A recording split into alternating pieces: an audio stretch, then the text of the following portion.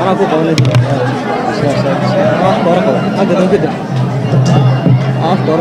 هذا كده بس واحد ما ينفع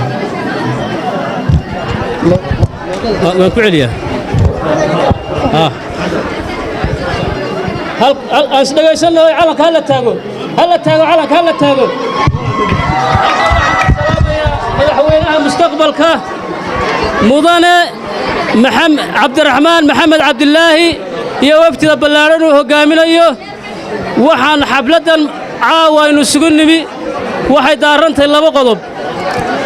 qodobka hore wuxuu yahay beesha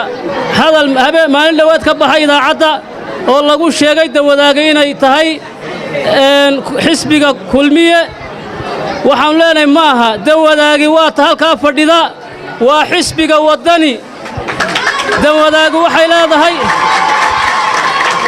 dawadaagi waxay leedahay cuqaal waxay leedahay waxgarad waxay leedahay cuqaal waxay leedahay guddi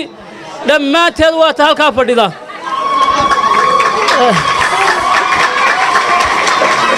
dawadaagi intay ka koobnayd caawa halkaasay fadhidaa waana waxay u soo diga rogatay xisbiga wadani iyadoo ka soo guurtay xisbigii ay hore ugu jirtay ee taageerayaasha u ahayd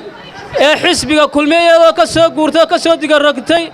caawa waxay ku soo biirtay si toosa ula shaqaynaysaa oo aan si dadban lahayn oo si toosa xisbiga wadani